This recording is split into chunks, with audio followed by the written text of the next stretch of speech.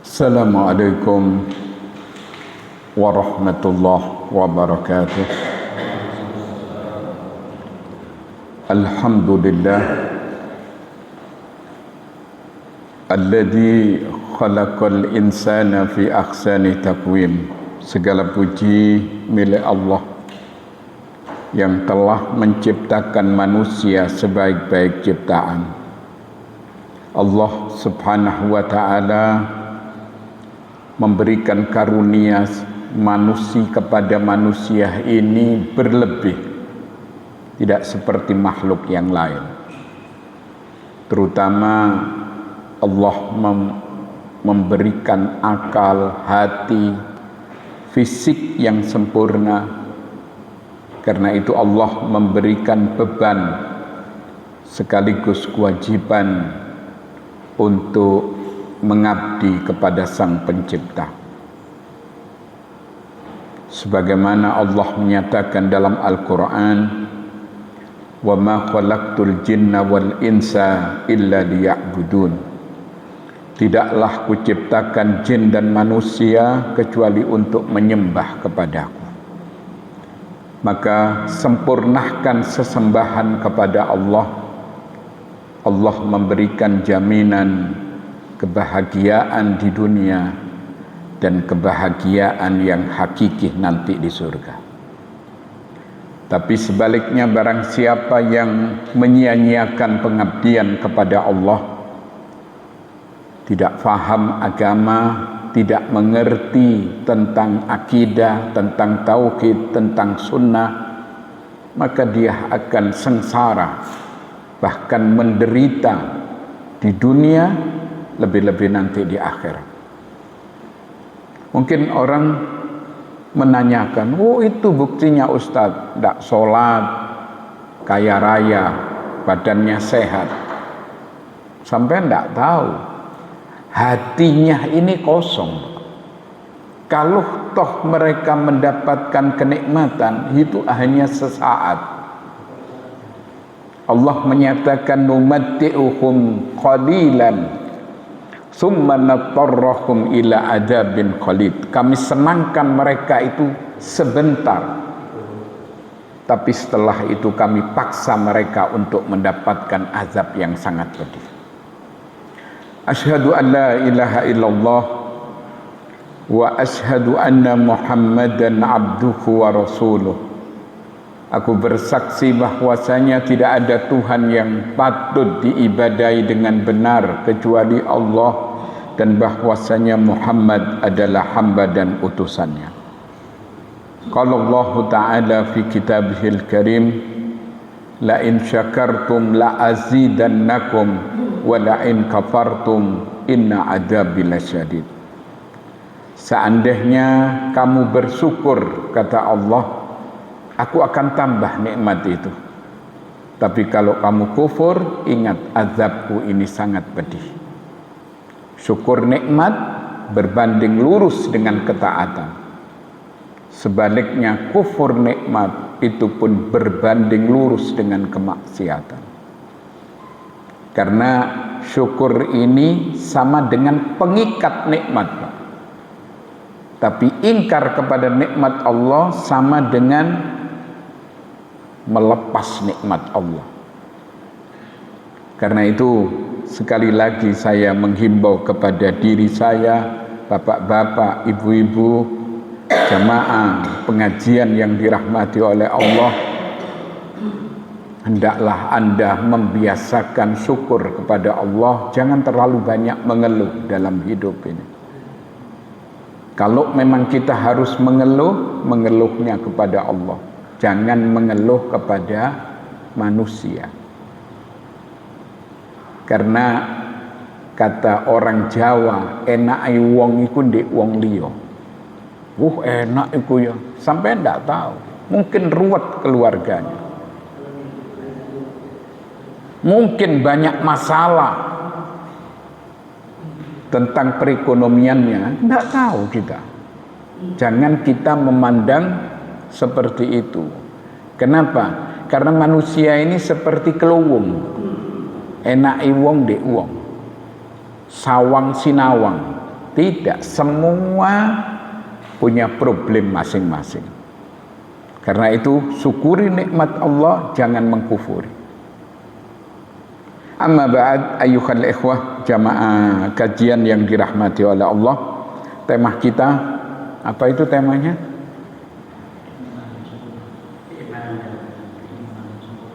Keimanan yang sempurna. Kenapa? Karena iman ini ternyata pasang surut. Kadang sempurna, kadang tidak. Orang mukmin juga begitu.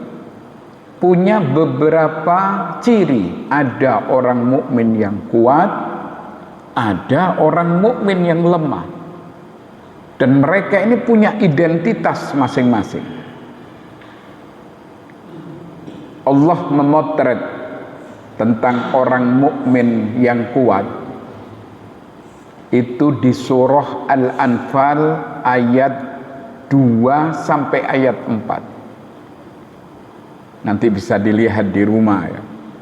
Innamal mu'minuna alladhina idza dzukirallah wajilat qulubuhum wa idza tuliyat alaihim ayatuh zadatkum imanan wa ala rabbihim yatawakkalun alladzina yuqimuna shalah wa mimma razaqnahum yunfikun ulaika humul mu'minuna haqqah lahum darajatun inda rabbihim wa maghfiratu wa rizqun karim. Sesungguhnya yang dikatakan orang-orang mukmin yang sempurna imannya, bagaimana potretnya? Apabila disebut nama Allah, hatinya itu tergetar. Begitu seseorang mendengar kalimat Allah ya, kita harus melihat alam semesta ini. Dia yang menciptakan. Dia yang mempunyai segalanya.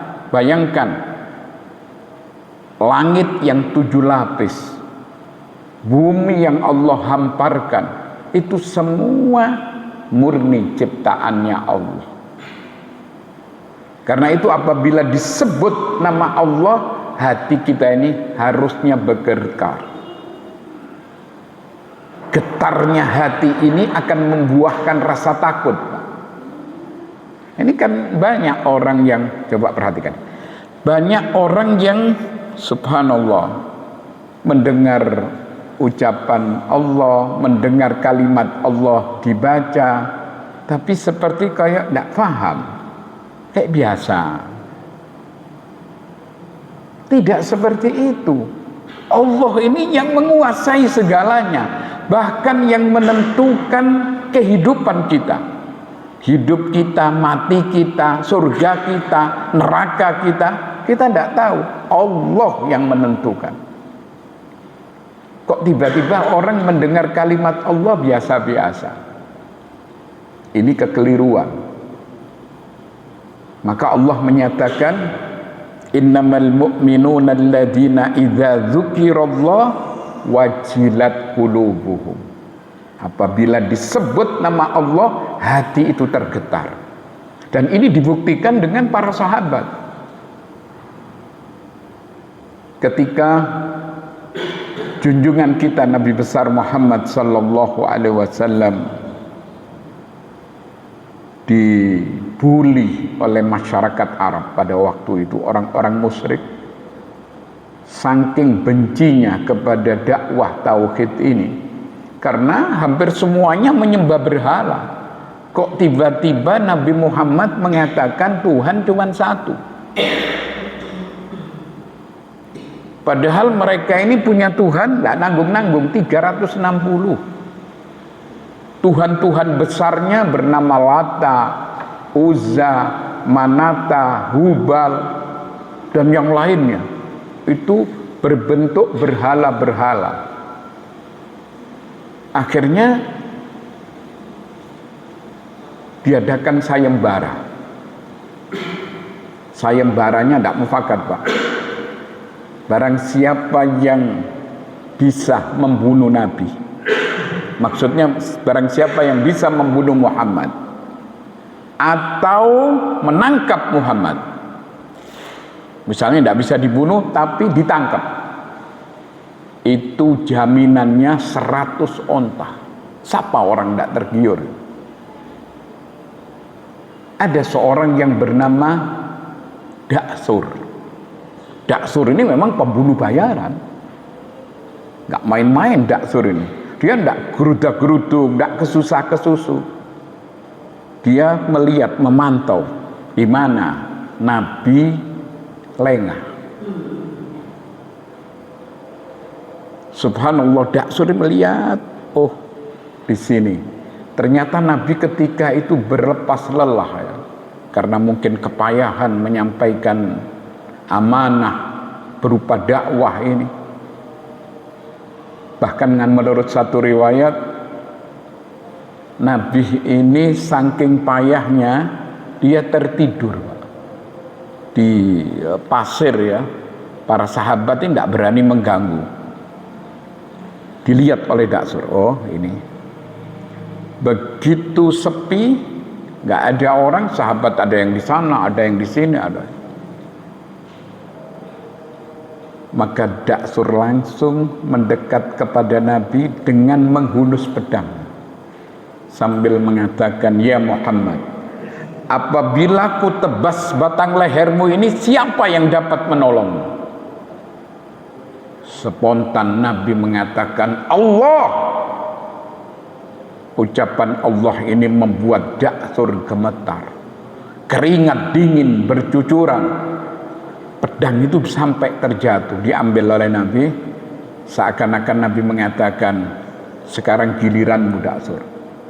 Siapa yang menolongmu apabila ku tebas batang lehermu?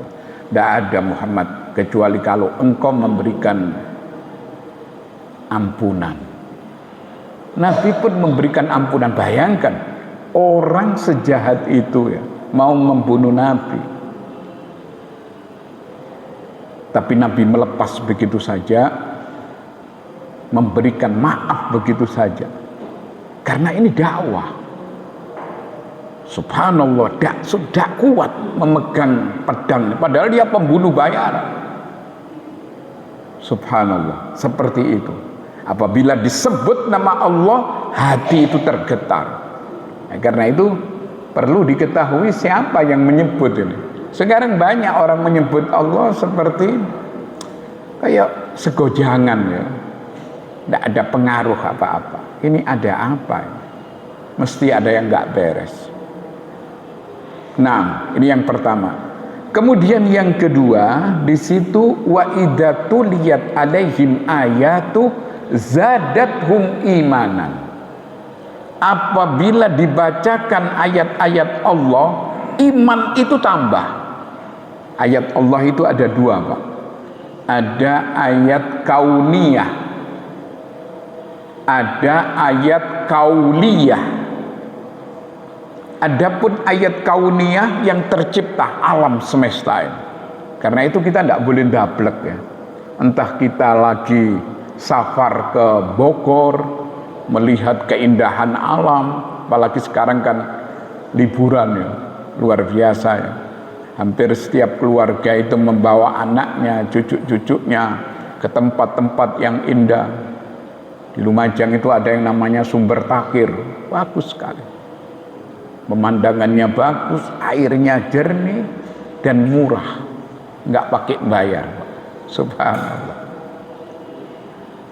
Kemudian di mana itu Malang, ada yang namanya Cuban Rondo. Ada beberapa tempat yang luar biasa. Ini tidak boleh kita dapat. Ketika orang-orang Lumajang ya, kita bawa ke mana? Segorolor sana, ke pantai apa namanya itu? Apa? Di Segorolor ini, pantai apa yang di ujung itu? Iya, itu kita naik kapal ya. Sebagian ya kapal-kapal biasa, itu sampai ke mana itu? Ada tempat yang namanya Gili. Gili itu wallah alam katanya tempat itu berjalan atau apa. Coba antum bisa bayangkan, itu di tengah laut loh Pak. Itu tidak bisa tenggelam. Ini kan kekuasaan Allah yang luar biasa. Loh kok wani orang berdomisili di Gili, padahal yang ada di Semeru sekarang ini disapu bersih oleh Allah. Di Sumatera, baik Sumatera Utara maupun Sumatera Selatan, di Aceh dan beragam tempat-tempat ini, itu semua sebagian besar diazab, terus terang saja. Sebagian kecil teguran. Mungkin yang lebih kecil lagi mungkin ujian, karena di sana sini kan tidak semua orang jelek, Pak. Cuma kebanyakan mereka ini seperti itu. Ini menunjukkan kekuasaan Allah yang luar biasa. Bayangkan ketika banjir di mana itu, di Aceh atau di Sumatera Utara, yang banjir itu bukan hanya air, tapi kayu-kayu gelondongan. Wallahu a'lam. Mereka melakukan korupsi besar-besaran secara jamaah. Itu kan punyanya rakyat. Subhanallah. Tapi mereka tidak sadar, walaupun terus-terusan seperti itu. Tapi mereka tidak sadar. Kayak model Fir'aun itu kan dulu seperti itu, ditegur oleh Allah beragam, sampai diturunkan 2 nabi, Nabi Musa dan Nabi Harun, tetap cengkal, tetap pengko. Mereka melakukan kezaliman seperti itu, ditegur lewat kata di mana-mana. Kemudian apalagi banyak lagi, tapi mereka tidak mau tahu. Apa kata Allah? Walanudziqannakum minal adzabil adna dunal adzabil akbar la'allakum yarji'un. Kami akan rasakan kepada mereka azab yang dekat di dunia ini sebelum azab yang besar, agar mereka kembali kepada kebenaran.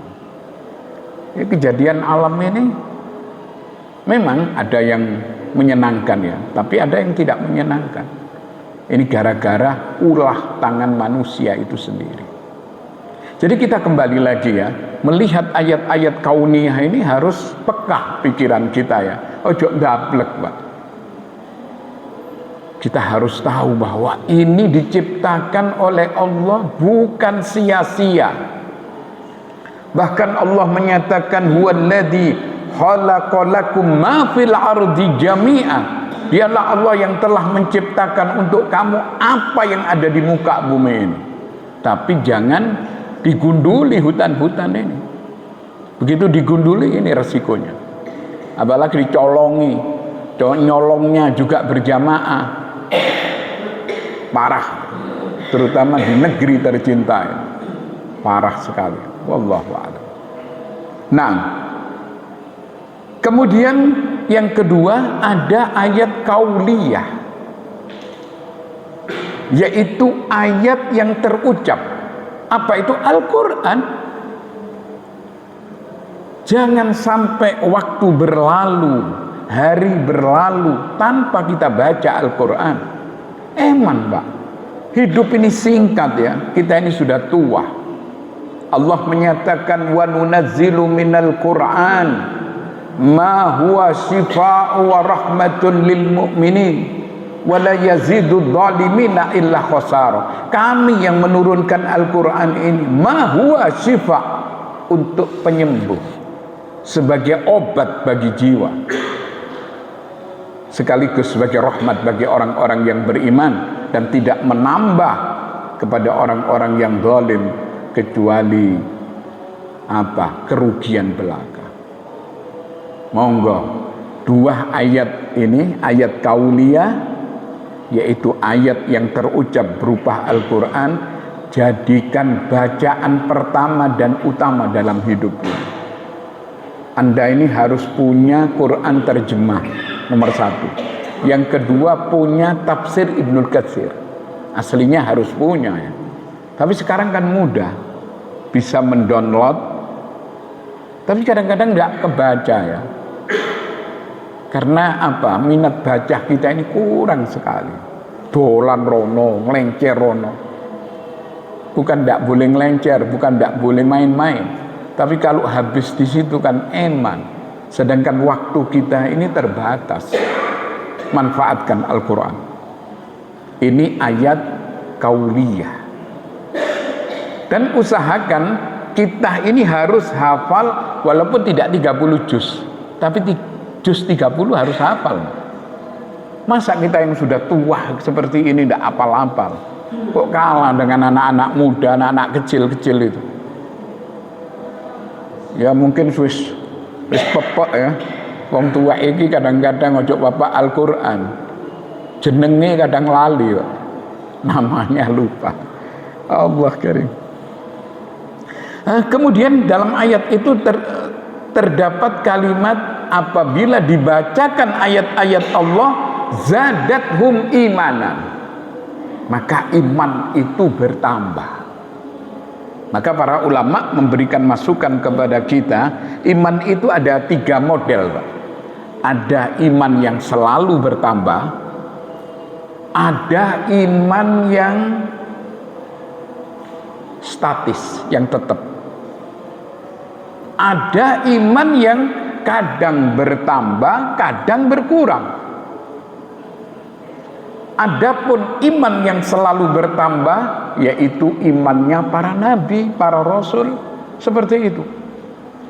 Terus bertambah. Kita lihat Nabi kita Muhammad SAW ketika di Gua Hira.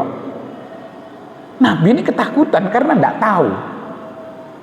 Dia melihat umat seperti itu, ada yang menyembah berhala, ada yang menyembah batu, ada yang melakukan kejahatan, membunuh anaknya sendiri. Oh, tidak jelas ya. Nabi ini berpikir, ya opo kok koyok ini, tapi harus kemana?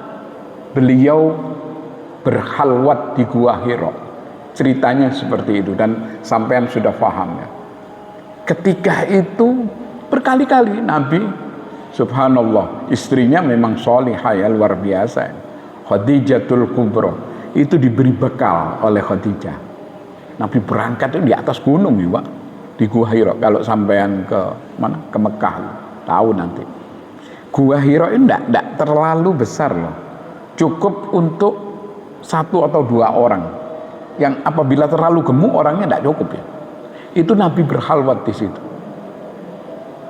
Itu sampai berapa hari pulang lagi, berapa hari pulang.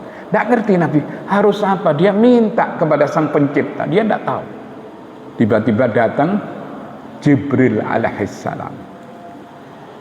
Malaikat Jibril ini langsung mengatakan, absir ya Muhammad, ana Jibril wa anta Rasulullah ila hadhil ummah. Wahai Muhammad, aku ini adalah Jibril dan engkau adalah pesuruh Allah untuk umat ini. Apa tidak gemeter Nabi waktu itu? Iki orang segitu besarnya ya, bersayap, menampakkan wajah aslinya 600 sayap. Wow, besar. Ketakutan Nabi. Kemudian dia menjelma sebagai orang, kemudian didekap Nabi ini sambil dikatakan Iqra ya Muhammad. Nabi gelagapan ya, gopo ini, oh sopo iki? Nabi sempat menjawab, ma ana biqari, aku tidak bisa baca. Kemudian dia terbang lagi sambil mengatakan, absir ya Muhammad, ana Jibril wa anta Rasulullah ila hadhil ummah. Aku ini adalah Jibril dan engkau adalah pesuruh Allah untuk umat ini. Tambah ketakutan Nabi. Padahal sudah didekap lagi oleh Jibril sambil turun ayat itu. Iqra bismi rabbikal ladzi khalaq, khalaqal insana min 'alaq, iqra wa rabbukal akram alladzi 'allama bil qalam, 'allamal insan ma lam ya'lam. Itu Nabi keluar Pak, dari gua. Nabi ini fisiknya kuat loh. Tidak seperti manusia biasa. Dia keluar lari sambil ngongsrong ya, ketakutan Nabi ini. Karena dia tidak tahu sopo wong iki. Dia keluar seret, ternyata ditutupi oleh Jibril. Itu sampai kata Nabi ketika melihat itu menutup ufuk sayapnya. Saking besar, saking besarnya, saking gagahnya malaikat Jibril. Itu pun beliau mengatakan, absir ya Muhammad, ana Jibril wa anta Rasulullah ila hadhil ummah. Aku adalah malaikat Jibril dan engkau adalah pesuruh Allah untuk umat ini. Tambah lari Nabi sampai ke rumah Khadijah sambil mengatakan, zamiluni ya Khadijah, kemuli aku ya Khadijah. Khadijah ini mungkin sudah pengalaman ya, dia tahu.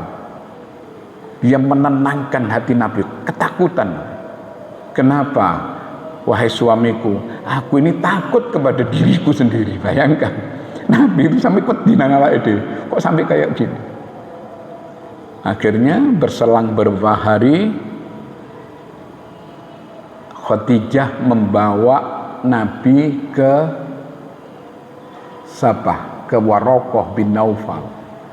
Warokoh ini adalah orang ahli kitab.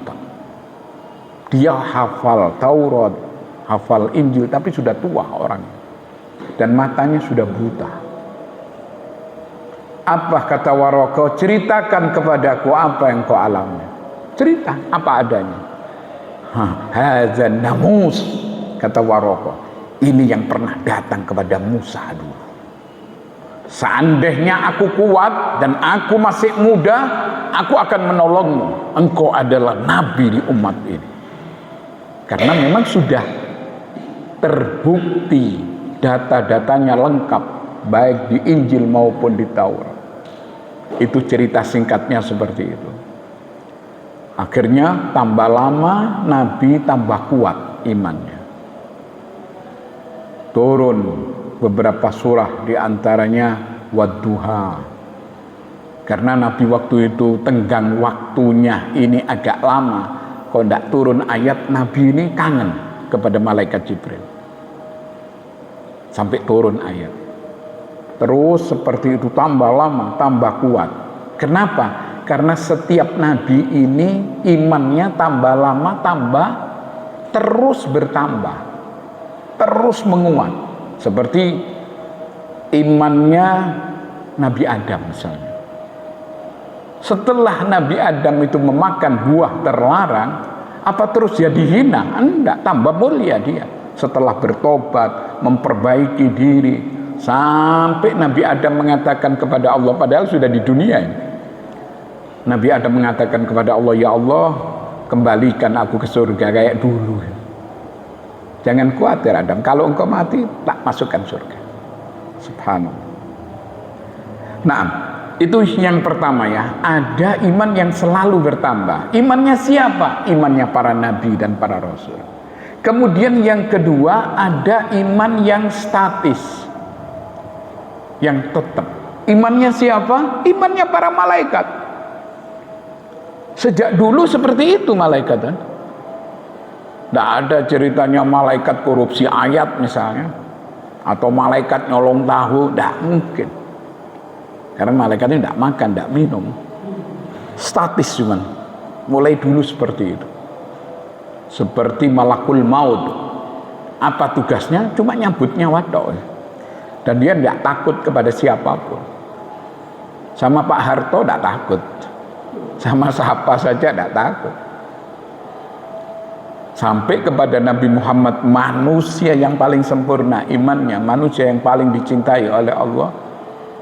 Allah sudah mengatakan kepada Nabi Muhammad, innaka mayyitun wa innakum mayyitun. Engkau Muhammad bakal mati, kata Allah.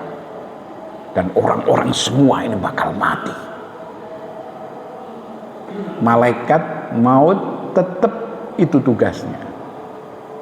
Kemudian malaikat-malaikat yang lain seperti malaikat Jibril menyampaikan wahyu, malaikat yang menurunkan hujan, malaikat yang datang ke majelis taklim seperti ini, namun kita tidak tahu.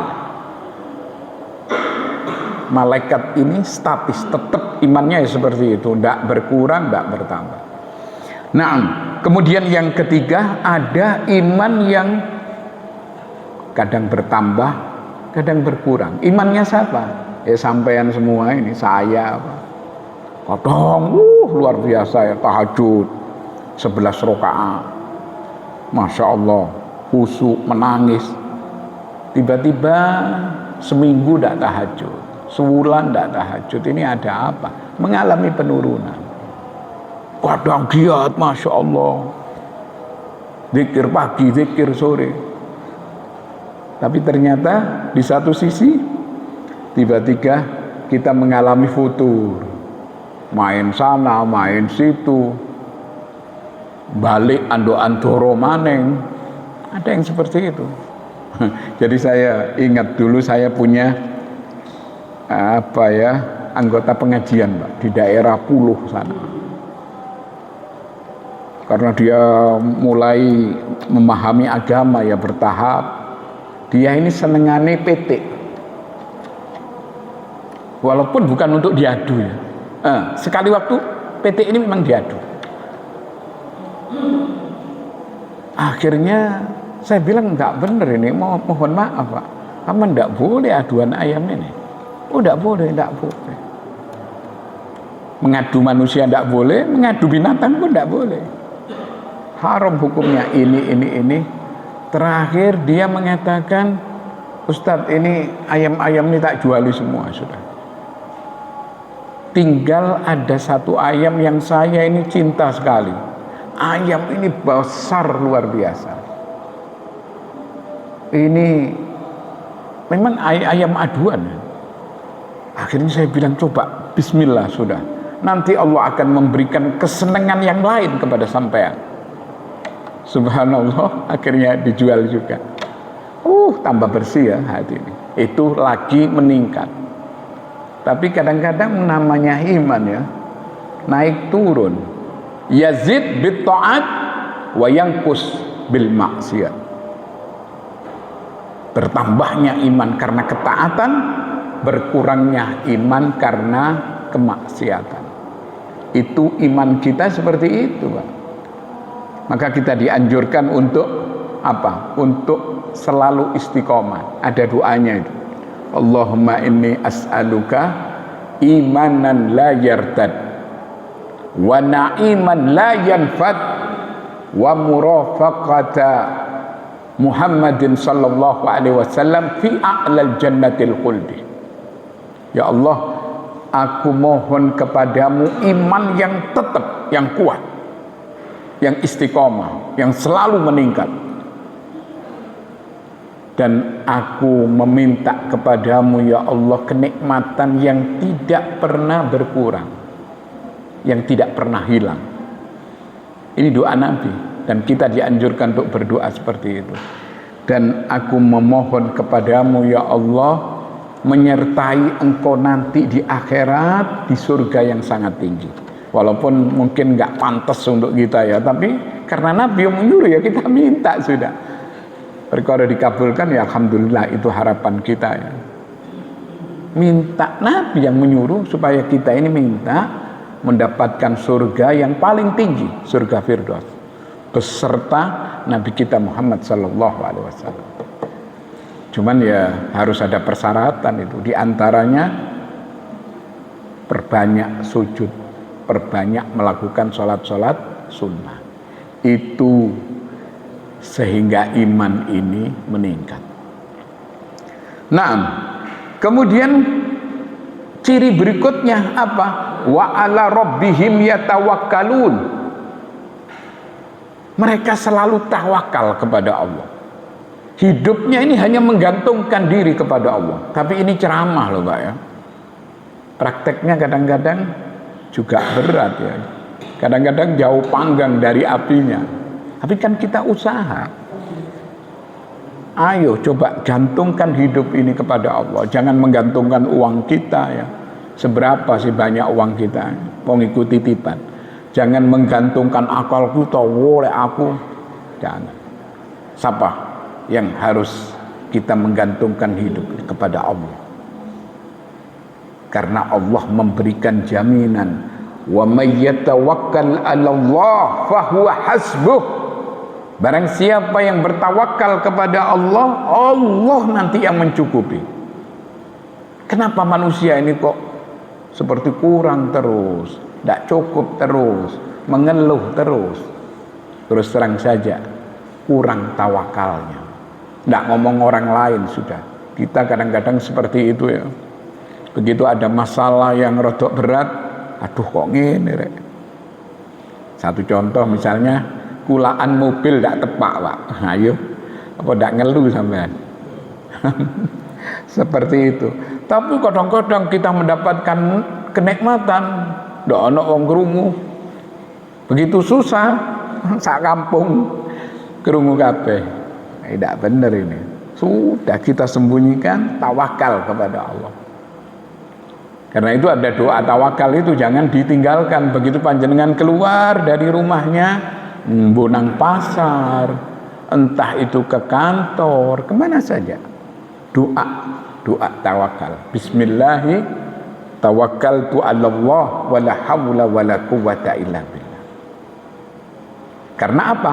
Seorang yang menggantungkan hidup ini hanya kepada Allah, Allah akan membereskan urusan kita. Iya. Bahkan Allah akan mencukupi rezeki kita, tidak sampai kekurangan.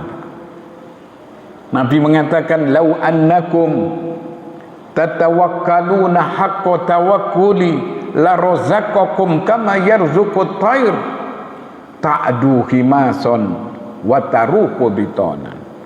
Kalau seandainya kamu bertawakal seperti tawakalnya burung, la razaqakum, Allah yang memberikan rezeki kepadamu. Pagi dalam keadaan perut keroncongan, sore sudah kenyang. Burung itu sama lihat, padahal dia tidak punya kulkas. Iya kan? Tidak seperti kita manusia, apa sing ndak ono di omah. Di rumah kita ini semua ada. Kelerek dilebokno kulkas. Seperti itu. La razaqakum, Allah akan memberikan rezeki kepadamu. Tidak usah khawatir. Tapi syaratnya harus tawakal kepada Allah. Itu orang yang kuat imannya. Kemudian Allah melanjutkan, wa yuqimunas shalah. Ternyata orang yang kuat imannya ini selalu mendirikan sholat 5 waktu di masjid untuk kaum laki-laki.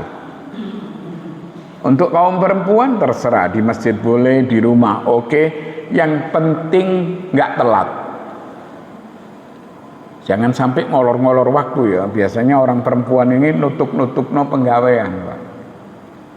Dan suaminya harus menegur, nggak boleh, jangan bu, sampai tutuk no gampang sembahyang ku ais. Keliru. Sholat dulu, itu teges ono. Nek sampai ndak teges nang bojone ya diroki pisan. Harus tegas, beritahu. Karena Nabi menyatakan man fatatku sholatul asr faka'annama wutira ahlu wa malu. Barang siapa yang meluputkan diri dari sholat asar, keluar dari waktunya, sama dengan keluarga dan hartanya dirampas. Dosanya sangat besar. Karena itu sekali lagi saya menghimbau kepada bapak-bapak, alhamdulillah jenengan masya Allah ya. Cuma jenengan ini harusnya getok tular kepada yang lain. Kalau setiap kita ngajak 1 orang, berarti 2 kali lipat. Ngajak 2 orang 3 kali lipat. Kan seperti itu. Tidak boleh sampai cuma diam-diam toh awake dhewe. Karena kita ini melihat orang mukmin ini kan bersaudara. Ayo dijak nang pengajian, ayo dijak ke sholat. Anu Pak, kula mboten gadah sarung. Kasih. Ojo diutangi kek ono sing anyar. Seperti itu. Ojo medit-medit kalau masalah itu. Saya pernah ngasih sarung baru kepada seseorang, ini cerita ya. Sebetulnya tidak berarti kan, cuman gitu-gitu aja. Ternyata dijual sarungnya. Parah ya. Tapi ya itulah manusia ya. Nah, hadirin yang dirahmati oleh Allah, mendirikan sholat dengan mengerjakan sholat ini beda. Kalau mengerjakan sholat, anak kecil bisa, anak TK oke. Tapi mendirikan sholat ini syaratnya 3. Yutimma ruku'aha wa sujudaha wa qira'ata fiha. Orang yang mendirikan sholat ini menyempurnakan rukuknya, tidak kesasa kesusu, menyempurnakan sujudnya, itu pun tidak langsung kayak ayam nyucuk jagung plek plek. Saya lihat di beberapa tempat, waduh ya apa ya caranya negur ini, kadang jadi imam masalahnya cepat sekali, jangan kesusu. Tapi bukan berarti kita harus lama ya, seperti ini tadi normal seperti itu cukup, ucuk cepet-cepet. Wa qira'ata fiha, membaca ayat-ayat suci Al-Quran jangan terlalu panjang tapi jangan terlalu pendek, kecuali maghrib ya. Maghrib ini waktunya, ini kadang-kadang dibalik subuh, inna a'tainakal kautsar, tidak tepat. Subuh ini harus lebih panjang ya, mohon maaf ini, tapi memang harus diberitahu karena tidak ngerti. Nabi itu minimal 60 ayat loh Pak. Oke, itu berat sudah untuk kita. Ya 10 ayat lah. Misalnya tabarok sampai berapa ayat itu? Sampai 1 makro. Nanti makro berikutnya. Untuk subuh ini. Kalau untuk maghrib bener, enggak usah panjang-panjang. Isya lebih panjang sedikit. Tapi subuh dianjurkan lebih panjang lagi. Itu sesuai dengan sunnah. Ini kita ini sih apa ya, ada rasa ndak enak ya negur sama seseorang ini. Padahal mereka kalau kita tegur itu sami'na wa ata'na, cuman kita sendiri kayak berat. Seperti di Lumajang ya, apa caranya? Pendek sekali, kalau subuh mau pendek kan, cuman 1-2 ayat. Betul, ayat-ayat pertengahan bagus, tapi kurang panjang. Nah, itu yang dipraktekkan oleh Nabi. Kemudian Allah melanjutkan, orang mukmin yang kuat imannya di samping mendirikan sholat, wa mimma razaqnahum yunfiqun, mereka selalu berbagi dalam hidup ini. Artinya apa? Punya kepekaan sosial, melatih diri menjadi orang loman. Jangan jadi petinju, Pak. Gegem terus. Iya, lek Tyson gegeme oleh duit. Enggak. Ojo. Jangan jadi petinju. Tapi bukan berarti kita harus ngobrol-ngobrol, enggak. Pada tempatnya. Jangan terlalu boros, tapi jangan terlalu medit. Kita ini terus terang aja, mungkin rodok medit ya. Kan berat ngetokno duit. Lu kok enak disuruh memberikan itu. Saya kan nyambut gawe, itu ukuran manusia pada umumnya. Enggak, itu medit itu. Karena Allah menyatakan wa innahu lihubbil khairi lasadid, dan sesungguhnya manusia ini sangat medit. Kecuali orang yang diberi hidayah oleh Allah, diberi kemudahan menjadi orang yang loman. Tidak usah jauh-jauh, sak petarangan ini Pak ya, suami istri punya anak sampai 10 ya. Tipe-tipenya kan beda-beda ya. Ada yang loman, ono sing medit, ono sing jadi petinju. Jelas orang-orang jadi petinju tidak disenangi Pak. Orang lain tidak mungkin mau. Pemaning medit nang bojone dhewe,